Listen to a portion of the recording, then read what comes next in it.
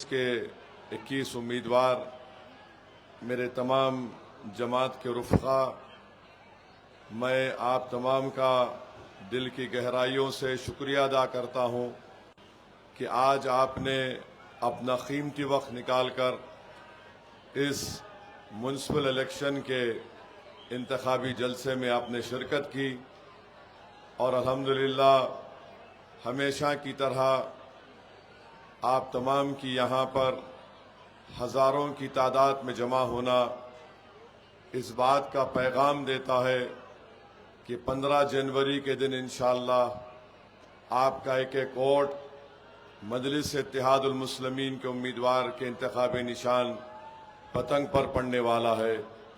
मुझे यकीन है कि मजलिस को धूलिया शहर में एक बहुत बड़ी कामयाबी अल्लाह आपके करने वाला है। मेरे अजीज दोस्तों और बुजुर्गों, मैं आपसे वादा कर रहा हूं कि धूलिया शहर में एक तासुब और तंग नजरी की मिसाल यहां पर दी जा सकती है कि कैसे इस शहर के ऐसे इलाके हैं जहां पर हर तरह की सहूलत वहां के रहने वालों को दे दी गई। रोड है, ड्रेनेज का इंतजाम है, साफ सफाई है, पीने का पानी है, कचरे के अंबार नहीं नजर, और एक आम चीज हो चुकी है ड्रग्स का यहां पर इस्तेमाल होता है। मैं आपसे वादा कर रहा हूं कि इंशाअल्लाह ताला आप मजलिस के इन 21 उम्मीदवारों को कामयाब करिए।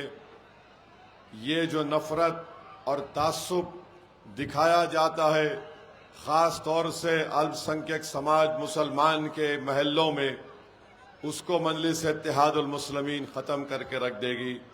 और आप देखेंगे कि डेवलपमेंट अगर होगा तो सही तरीके से और पूरा एक प्लान तरीके से होगा। ऐसा नहीं है कि तमाम बजट जो है शहर के एक हिस्से में उसको इस्तेमाल कर लिया जाएगा। दूसरी बात मैं आपको बताना चाहता हूं कि हालिया दिनों में सुप्रीम कोर्ट ने दिल्ली में जो फसाद हुआ था, जिसमें बहुत बड़ी तादाद में लोगों की मौत हुई, 40 से ज्यादा अल्पसंख्यक समाज के मुसलमानों की जानें उसमें गई, कई घर और कारोबार को जला दिया गया। सुप्रीम कोर्ट ने अपने हालिया फैसले में बहुत से लोगों को जो 5-5.5 साल से जेल में थे उनको जमानत पर रिहा किया।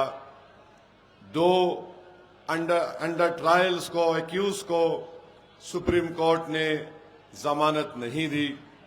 और जमानत क्यों नहीं दी, इसकी वजह सुप्रीम कोर्ट ने बताई। मैं यहां पर खड़े होकर अपनी बड़ाई को बयान करना नहीं चाहता हूं। जब यूपीए की सरकार थी, डॉक्टर मनमोहन सिंह वजीर आजम थे, जनाब चिदम्बरम इस देश के गृह मंत्री या वजीर दाखिला थे, उस वक्त उन्होंने अनलॉफुल एक्टिविटीज प्रिवेंशन एक्ट को तरमीम किया और उसमें एक डेफिनेशन लगाया था कि दहशतगर्दी क्या होती है। मैं आज आपको पढ़ के सुनाता हूं कि मैंने पार्लियामेंट में खड़े होकर ये बात कही थी। 2008 की बात कर रहा हूं मैं आपसे, 2007 या 8 की बात कर रहा हूं। मैंने कहा था, अंग्रेजी में पढ़ के सुनाता हूं कि kindly see the section 50A of the principal act. It says A by any other means of whatever nature to cause or likely to cause. This is a subjective thing, and tomorrow if an investigating officer can even arrest Arundhati Rai for what she is writing, this by any other means of whatever nature is subjective things, who defines it? और इसी बुनियाद पर section 50A का जो principal act Chidambaram ने कराए थे, उस वक्त कांग्रेस पार्टी थी रूलिंग पार्टी में, मैंने पूछा था कि by any other means of what ever nature का मतलब क्या है, तो सुप्रीम कोर्ट ने इसी बुनियाद पर बाय एनी अदर मीन्स को इस्तेमाल करके, जिसको कांग्रेस पार्टी ने कानून बनाया था, जिसको असदुद्दीन ओवैसी ने पहले कहा था कि इसका गलत इस्तेमाल होगा, आज आप देखते हैं कि 2 नौजवान लड़के 5.5 साल से जेल में हैं और बेल नहीं होती है। और बेल क्यों नहीं होती? क्योंकि कानून को बनाने वाले कांग्रेस पार्टी के लोग थे। बताओ, जिनके बच्चे 5.5 साल से जेल में हैं, वो यूएपीए का कानून अगर किसी ने खराब तरीके से उसको बनाया तो उस वक्त गृह मंत्री चिदम्बरम थे, वजीर आजम कांग्रेस पार्टी के थे। क्या कोई कांग्रेस पार्टी का नेता आजादी के बाद से कभी 1 साल, 2 साल, 5.5 साल जेल में रहा? बताइए मेरे अजीज दोस्तों और बुजुर्गों, मैं चैलेंज कर रहा हूं, मेरी ये तकरीर भारत के लोकसभा में मौजूद है। मैंने ये भी कहा था, इस अपनी भाषण में मैंने कहा था कि अगर क्लॉज 43D आप पढ़ेंगे तो 180 दिन का डिटेंशन की बात मैंने कही थी। मैं अंग्रेजी में पढ़ के सुना रहा हूं कि मैंने पार्लियामेंट लोकसभा में कहा था, with all the confidence I can say that in 100% of the cases wherein minorities are arrested, they will be in detention without charge sheet for 180 days. It is because that this is what is happening as of now. मैंने कहा the ground realities is that there's a huge difference between reality and hope. A man in uniform, यानी जो police वाला होता है, उसमें एक किस्म से नफरत होती है मुस्लिम अकलियत के ताल्लुक से। ये फैक्ट है, मैंने कहा। और मैंने कहा the fact is that he starts his investigation on the premise that the Muslims are terrorists. I can say with all the confidence that they will be detained for 180 days.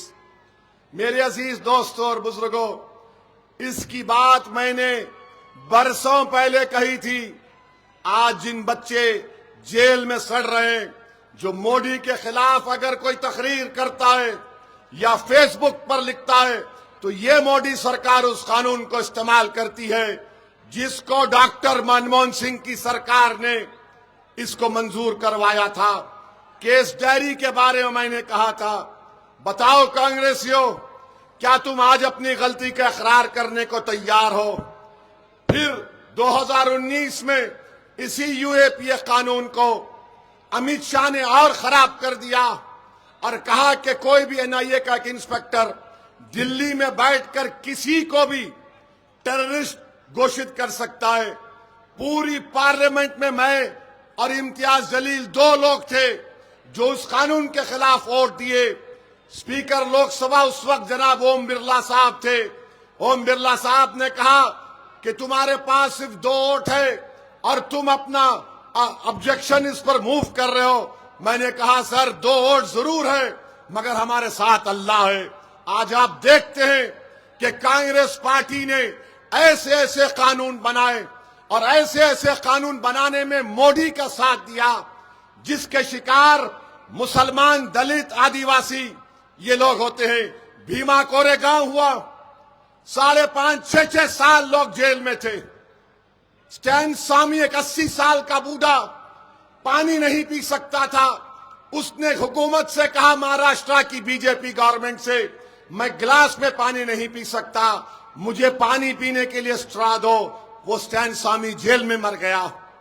बताओ Congress party, क्या तुमने ये किया? नहीं किया।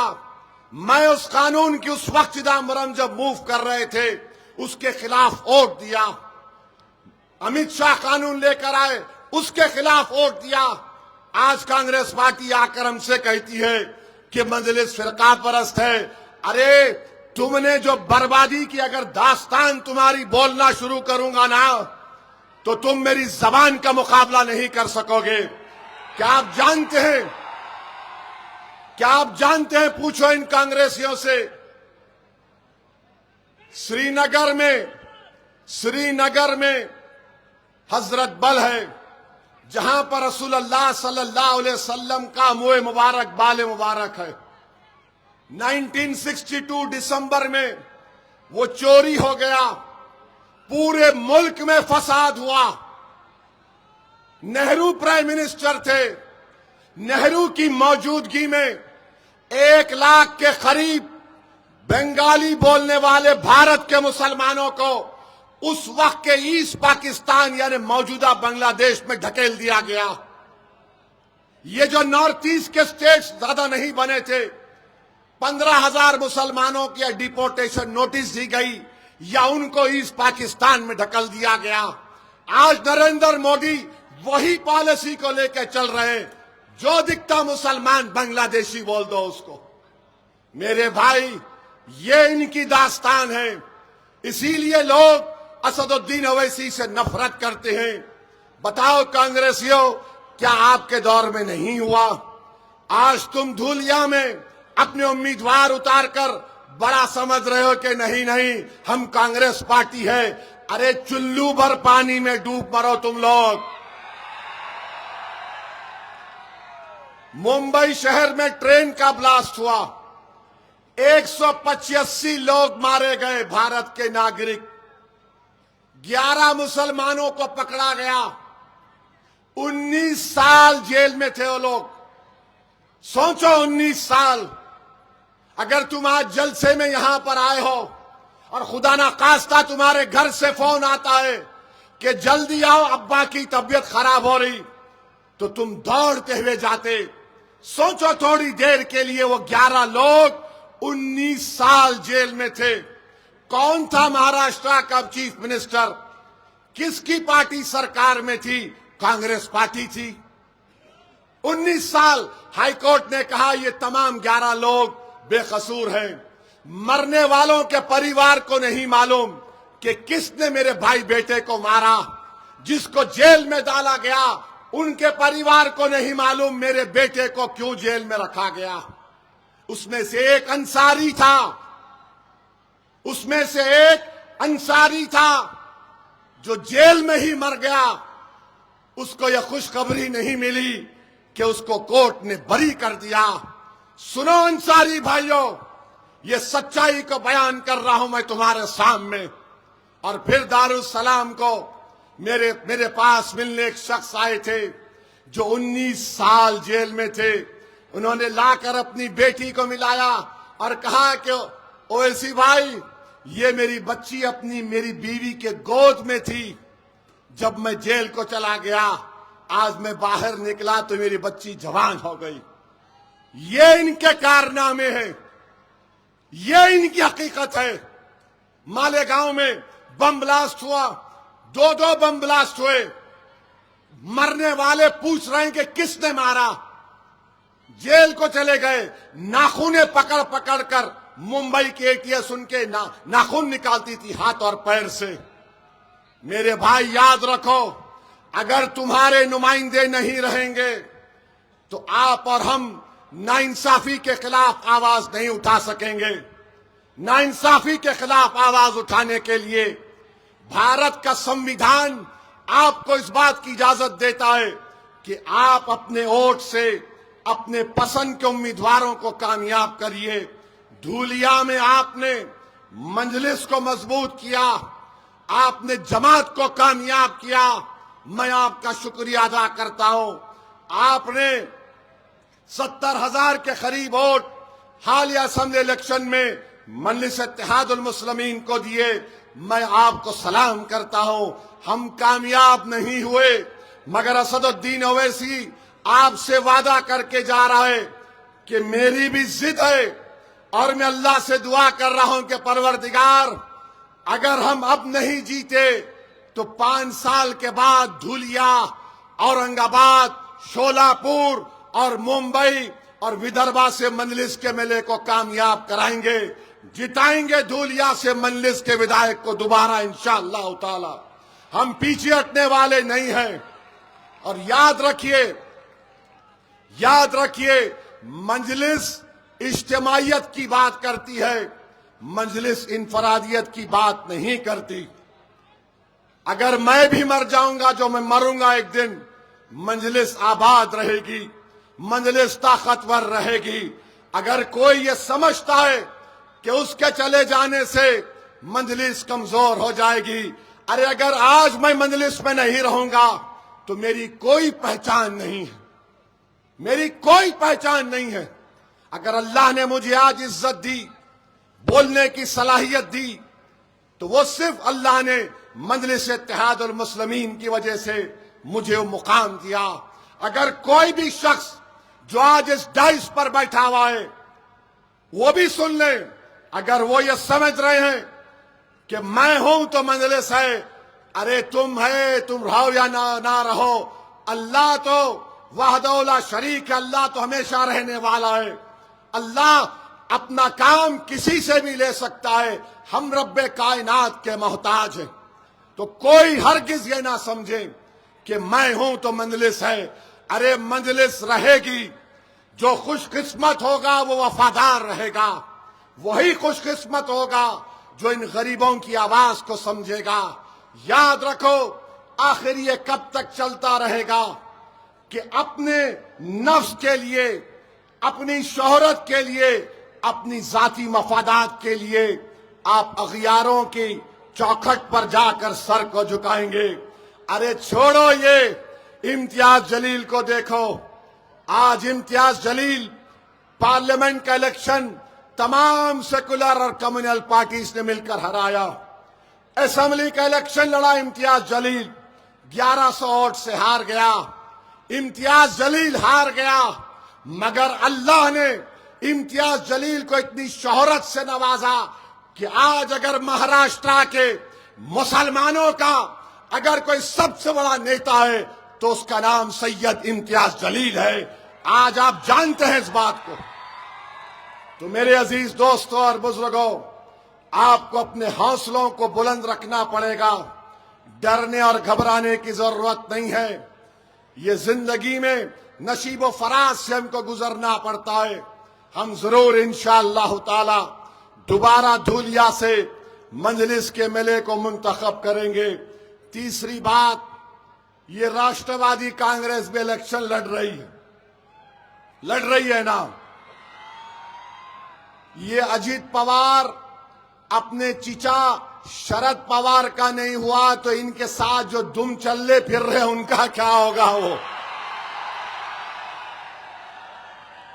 जो शरद पवार का नहीं हुआ, जिसने सब कुछ उसको देकर आगे बढ़ाया, वो उसी को टाटा बाय बाय कर दिया। तो मेरे भाई, मैं आपसे अपील कर रहा हूं, हां ये अजीब मजाक है कि मुंबई में एक ही कैबिनेट में फडणवीस बैठते, शिंदे बैठते और अजीत पवार बैठते। अब ये चुनाव हो रहा है तो फडणवीस एक तरफ मुंह करके बैठ गए, दूसरी तरफ मुंह करके बैठ गए शिंदे और अजीत पवार। किसको बेवकूफ बना रहे हैं ये लोग? किसको बेवकूफ बना रहे हैं? वहां मुंबई में बैठकर दबाकर वड़ा पाव, मलाई दबाकर खाएंगे और यहां धूलिया को आके बोलेंगे मैं नहीं जानता उसको ने कौन है। इसको बोलते नूरा कुश्ती। ये नूरा कुश्ती हो रही है फडणवीस, शिंदे और अजीत पवार के दरमियान में। और मेरी बात लिख के रख लो आप, 5 साल के बाद जब असेंबली इलेक्शन होंगे, ना शिंदे रहेंगे ना अजीत पवार रहेंगे। कौन रहेगा? असदुद्दीन ओवैसी की जमात मजलिस इत्तेहादुल मुस्लिमीन रहेगी और धूलिया पर अपना एमएलए कामयाब करेगी इंशाअल्लाह। ये सब चले जाएंगे, नहीं रहेंगे ये लोग। एक तमाशा बनाकर मजाक किया जा रहा है जनता से, मगर महाराष्ट्र की जनता बिहार की जनता की तरह बड़े ही सियासी शऊर रखने वाली जनता है। वो ये सब तमाशा देख रही है कि कैसे ये कबड्डी मैच हो रहा है, इनका पकड़ उनका पकड़, उनको छोड़ इनको पकड़। ठीक है, जनता जब किसी के पैर पकड़ लेती ना तो उसको मट्ठी चका देती, और मट्ठी चकाने का टाइम अनकरीब में जल्दी आने वाला है। चौथी बात, मुझे अभी बताया गया कि हमारे उम्मीदवारों को, मजलिस के बाद जिम्मेदारों को फोन करके डराया जा रहा है। मैं फोन करने वालों से कह रहा हूं कि तुम्हारा सियासी बाप भी अगर आके बोलेगा तो हम उसकी भी नहीं सुनेंगे, उसके मुंह पे थूक कर पतंग को बटन दबाएंगे। ये डराने की बातें मत करो। याद रखो, वो जमाना चले गया, तुम लुंगी उठा के दिखाएंगे तो हमारे को मालूम क्या करना, समझे ना। वो गया जमाना, बड़े छोटे हम बड़े, अरे कोई बड़ा नहीं, सब एक है। डराएंगे तो तुम याद रखो मैं भी डरा सकता हूं। हम सिर्फ अल्लाह से डरने वाले हैं, किसी माइका लाल से डरने वाले का नाम मजलिस इत्तेहाद अल मुस्लिमीन नहीं है। तो जितनी तुम्हारी इज्जत अभी बाकी है, उस इज्जत को बाकी रख लो, वरना जो तुमने नाम कमाया वो पूरा खत्म हो जाएगा। तो आपसे भी अपील कर रहा हूं, ये जमात आपकी है, मजलिस को कामयाब आपको करना है अपनी दुआओं से, अपने वोट से और पतंग के निशान पर बटन दबाकर। हमने जनाब इरशाद साहब को ये जिम्मेदारी दी है। मैं शुक्रगुजार हूं जनाब इरशाद साहब का कि उन्होंने इस जिम्मेदारों को निभाने के लिए बहुत ही अहम तरीके से और मेहनत से काम कर रहे हैं। तो आप जनाब इरशाद साहब और मजलिस की इस पूरी टीम का साथ दीजिए। 15 तारीख के दिन मुत्तहदा तौर पर अपने के कोर्ट का इस्तेमाल करके मजलिस इत्तेहाद उल मुस्लिमीन को कामयाब और कामरान करिए, क्योंकि मुझे यहां से मालेगांव भी जाना है।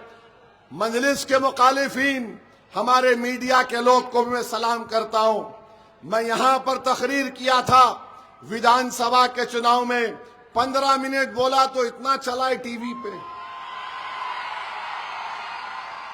समझ में नहीं आया मेरे को।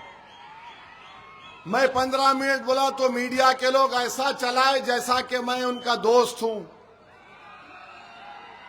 मगर अब मीडिया वालों और मजलिस के मुखालिफिन से पूछना चाहता हूं, पोलिंग कब है? पोलिंग कब है? पोलिंग कब है? अब मैं बोल के जलाया 15 वो, तुम इतना बोले तो कुदरत ने बोला ले अब 15 तारीख को ही पोलिंग होगी। और एक कोई बीजेपी के मंत्री बोले हैं, बयान दिए कि 15 को पोलिंग नहीं होना, हमको पतंग पिलाना है। तुम पतंग पिलाओ या ना पिलाओ, 15 तारीख को धूलिया में सिर्फ पतंग नजर आएगी आसमानों पर इंशाअल्लाह। और अहम बात, नरेंद्र मोदी, अजित पवार, शिंदे, नीतीश कुमार, कुमारस्वामी, चंद्रबाबू नायडू, इन तमाम ने मिलकर एक वक्त तरमीमी कानून बनाया और वो कानून इस संविधान के खिलाफ है। संविधान जिसको बाबा साहिब अम्बेडकर ने बनाया, उस संविधान के फंडामेंटल राइट्स के खिलाफ है। यह कानून जो बनाया गया आर्टिकल 25, 26 और 14 की खिलाफ वर्जी करता है। इस कानून के जरिए मोदी, शिंदे और अजीत पवार मस्जिदों को, दरगाहों को, खानकाहों को, कब्रस्तान को छीनना चाहते हैं। जो लोग राष्ट्रवादी का खंडवा डालकर फिर रहे हैं, अगर तुम्हारा कब्रस्तान को छीनने की कोशिश करेगा, उसका कानून बन चुका है। और उसकी पहली मिसाल दिल्ली में तुर्कमान गेट की मस्जिद का हम देख रहे हैं। दिल्ली वक्फ बोर्ड है, कुछ नहीं करता, कोर्ट से ऑर्डर आ गया, अपील रिव्यू पिटीशन फाइल नहीं होता। जो 100 साल से तुर्कमान गेट की मस्जिद की जायदाद वक्फ की थी, 1970 का गजीट है। बुलडोजर जाकर सुबह 1:30 बजे वो तमाम की तमाम जायदादों को तोड़ दिए। और बुलडोजर जब उन जायदादों को तोड़ रहा था, मस्जिद की दीवार में तड़क आ गई। अब बोल रहे कि दीवार को भी तोड़ देंगे क्योंकि आपकी जान को खतरा है। मैं पूछना चाहता हूं अजीत पवार से, बताओ आपने इस कानून को बनाने में मोदी का तायीद की, ताउन किया। मेरे अजीज दोस्तों और बुजुर्गों, ये इतना गंदा कानून है। आज हमारे हिंदू धर्म के देवस्थानम मंदिर की कमेटी में सिवाय हिंदू धर्म के कोई मेंबर नहीं बन सकता। वक्फ बोर्ड भी मुस्लिम धर्म का एक बोर्ड है, उसमें मोदी ने, अजीत पवार ने कानून बनाया कि उसमें गैर मुस्लिम भी मेंबर बन सकता है। बताइए, क्या ये इंसाफ है? क्या ये इक्वालिटी का वायलेशन नहीं है? कोई भी कलेक्टर लिख कर दे देगा, मस्जिद को खुफल डाल दिया जाएगा। आज पोर्टल के ऊपर जायदादें नहीं चढ़ पा रही। 100 साल से पुरानी अगर कोई मस्जिद, दरगाह एएसआई में प्रोटेक्टेड मॉन्यूमेंट है तो मोदी ने कानून बना दिया कि उसका मालिक वक्फ बोर्ड नहीं होगा, एएसआई आसार कदीमा होगा। बताओ फिर किस बुनियाद पर अजीत पवार आज आकर कह रहे हैं कि मैं देख लूंगा, मैं ये कर लूंगा। मेरे भाई, मैं जानता हूं धूलिया और महाराष्ट्र के अल्पसंख्यक समाज मुसलमानों में आज भी मिली हमीयत है। मैं आपको उसका हवाला देकर आपसे अपील कर रहा हूं, उस काले कानून के बनने के बाद महाराष्ट्र का बहुत बड़ा इलेक्शन होने जा रहा है। आप अपना एक एक वोट उस काले कानून के इसके खिलाफ इस्तेमाल करिए और पैगाम दीजिए मोदी को, शिंदे को, अजीत पवार को कि तुमने जो कानून बनाया वो हमारी मस्जिदों को छीनने के लिए बनाया, तुमने ईदगाहों को खत्म करने का कानून बनाया। तो एक और अहम वजह आपके पास है कि आप 15 तारीख को मुत्तहदा तौर पर अपना एक एक वोट पतंग के निशान पर दीजिए। और तुमने देखा अपनी आंखों से, अगर भारत की पार्लियामेंट में किसी ने खड़े होकर मोदी की आंख में आंख डालकर एनडीए के एमपीज के सामने कहा यह कानून बाबा साहिब के संविधान के खिलाफ है और मैं उस कानून को फाड़कर पार्लियामेंट के फर्श पर फेंक दिया, क्या ये अजीत पवार कर सकते थे? तो मेरे अजीज दोस्तों और बुजुर्गों, 15 तारीख को क्या होगा? 15 तारीख को बटन दबेगा पतंग पर। और बीजेपी वाले, ये समझ में नहीं आ रहा, बीजेपी वाले इतना डरते कहीं को ट्रम्प से। कल ट्रम्प बोले, मैं आपको बोलता हूं कल ट्रम्प क्या बोले, वो लिख के लाया था। हाँ, ट्रम्प बोले India ordered 68 Apaches and didn't get them for 5 years। यानी भारत ने हेलीकॉप्टर होता, अपाची उसका नाम है, और 5 साल से नहीं मिले। Prime minister Modi came to see me, और क्या बोले Modi ji? Sir may I see you please. Modi ji आके बोले सर क्या मैं आपको मिल सकता हूं प्लीज? ये क्या है? अरे कुछ तो बोलो बीजेपी वालों, तुम्हारा नेशनलिज्म कहां चले जाता है? मोदी के हम सख्त मुखालिफत हैं, जिंदगी भर उनकी तायीद सियासी तौर पे नहीं करेंगे। समंदर के 2 किनारे एक नहीं हो सकते, मगर मोदी तो भारत का प्रधानमंत्री है ना। अमेरिका बोल रहा कि मोदी मेरे को आके बोले sir please may I see you. BJP कुछ बोलती नहीं।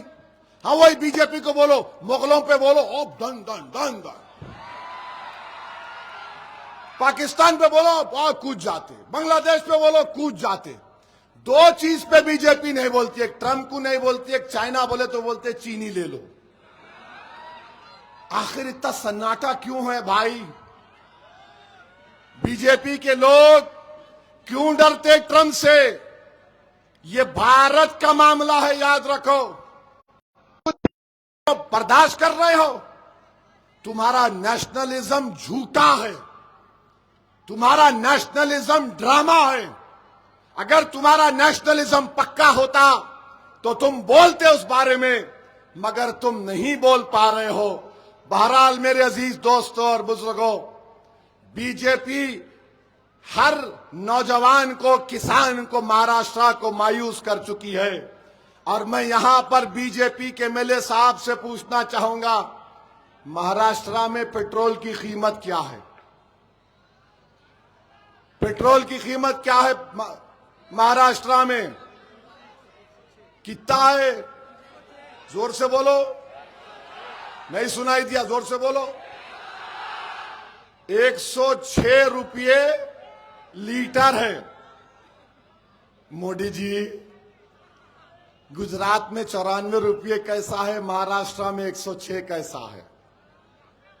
सोचो आप, ट्रिपल इंजन की सरकार है, ऊपर से 3 इंजन है उसको। एक इंजन इधर जा रहा, एक इंजन इधर जा रहा, एक इंजन किधर की जा रहा। तो मेरे अजीज दोस्तों और बुजुर्गों, और मैं खास तौर से हमारी इज्जतदार माँ और बहनों से भी अपील करूंगा कि आप लोग सुबह में जाकर, आपको 4 वोट डालना है। जहां पे पतंग का निशान दिखेगा, बटन दबा दीजिए।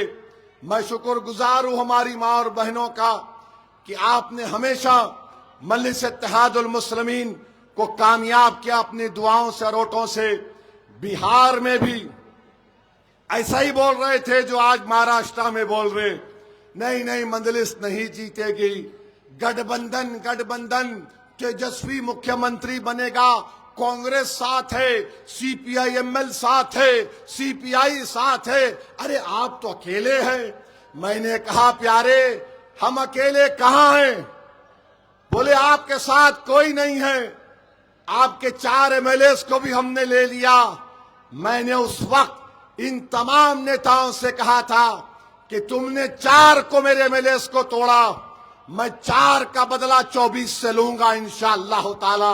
और दुनिया ने देख लिया कि मजलिस के 5 एमएलए जीत कर आए। 12 मुकामात पर तीसरे नंबर पर मजलिस रही, 2 मुकामात पर दूसरे नंबर पर रही। एक सीट हमारा आदिल हसन 350 वोट से हार गया, 80,000 वोट लेने के बावजूद भी।